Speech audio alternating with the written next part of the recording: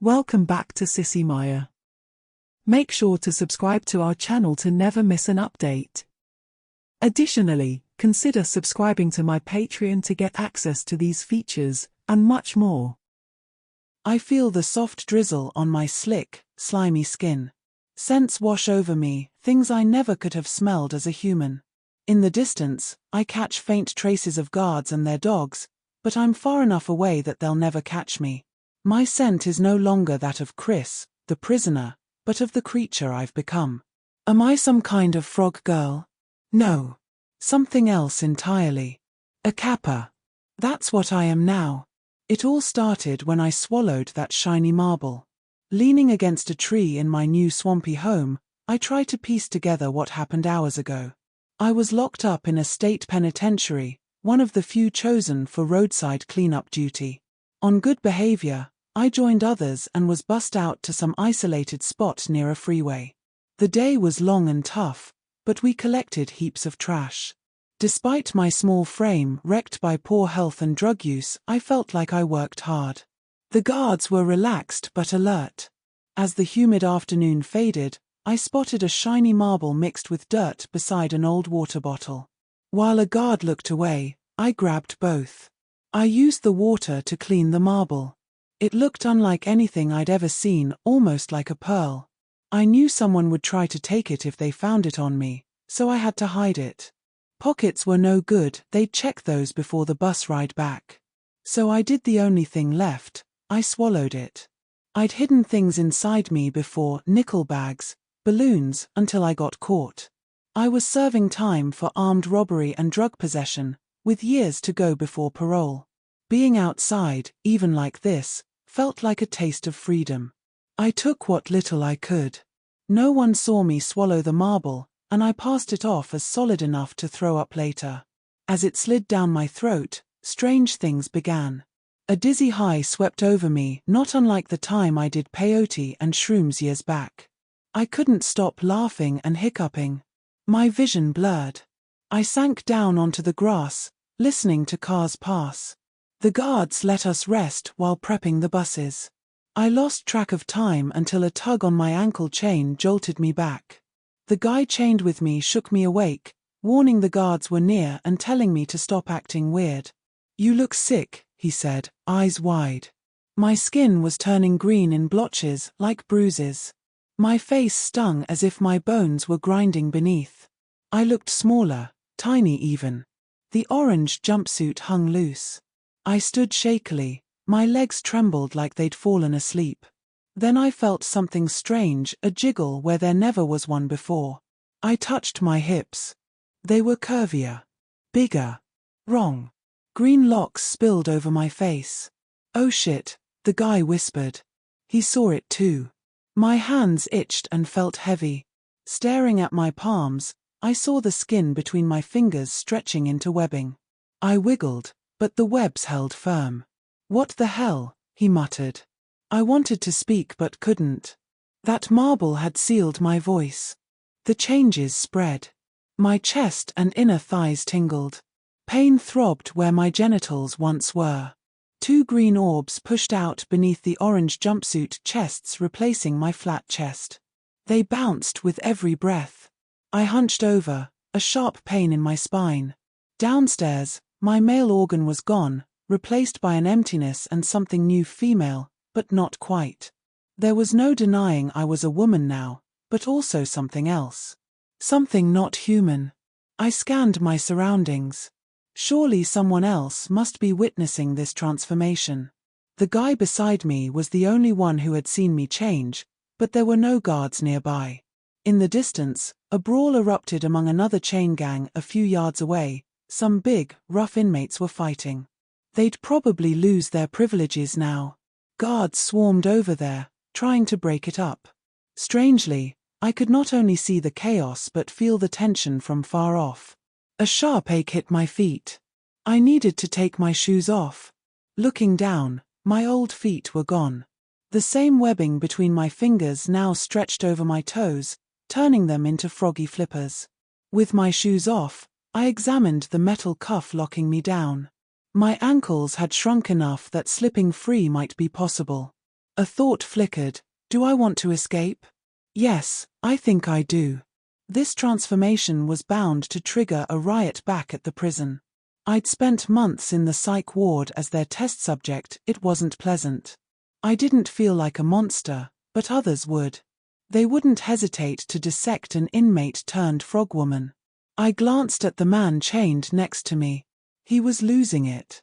The terror in his eyes told me he thought I might eat him or turn him into one of these creatures, like some kind of infection. Just looking at him made me realize I couldn't return to prison, not with him, not with anyone. The list of strange changes grew. The moment my webbed toes touched the ground, I became hyper-aware of everything. Inmates, guards, nearby water sources miles away, and the cool, inviting swamps beyond. An itch crawled at my scalp, urging me to have water splash over my head. The urge was overwhelming. Meanwhile, the guy beside me screamed bloody murder, catching the guard's attention. I yanked and pulled at my ankle chain, trying to slip free through the tiny gap.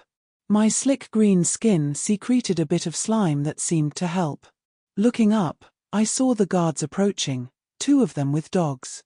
I smelled the dogs' fear but also their fierce loyalty.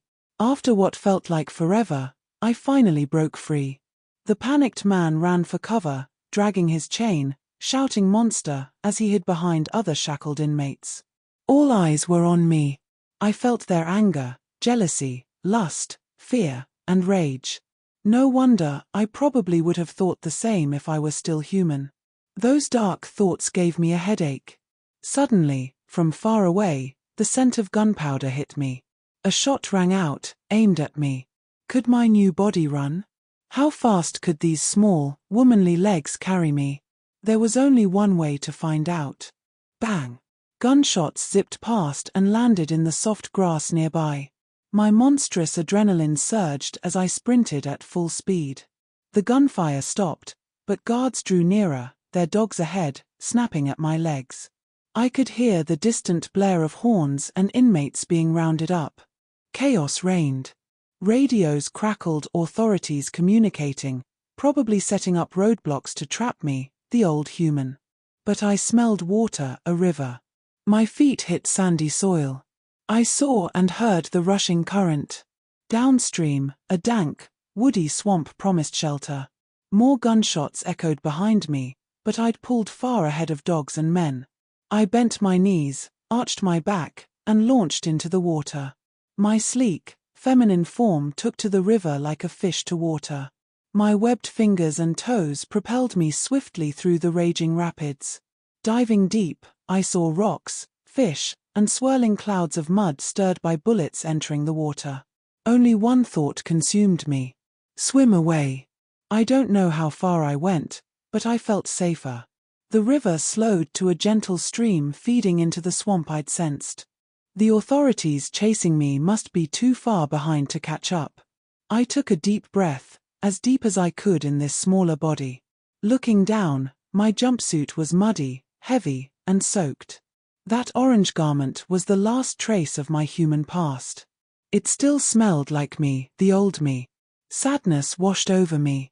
My former life was gone, replaced by whatever I had become. I couldn't go back to being human anymore.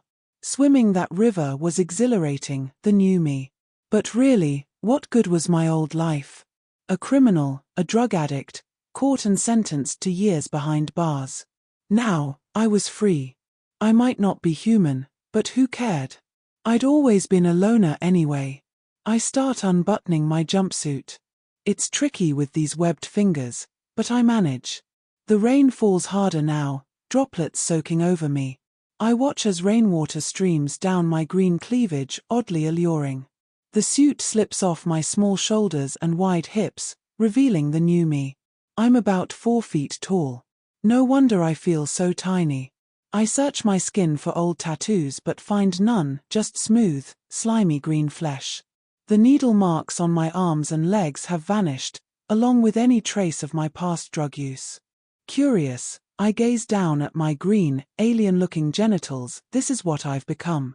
My whole body, especially my hips and butt, is curvy, even cute. I never imagined I'd end up like this. That moment with the marble feels like ages ago, though it was just hours back. I'm a completely different person now, or woman. I survey the rainy swamp around me, dense trees, underground caves. I sense crocodiles, crayfish, turtles, and more. For now, this place is my refuge. No one would find me here unless I want them to. I pick up the last piece of my old life, the orange jumpsuit.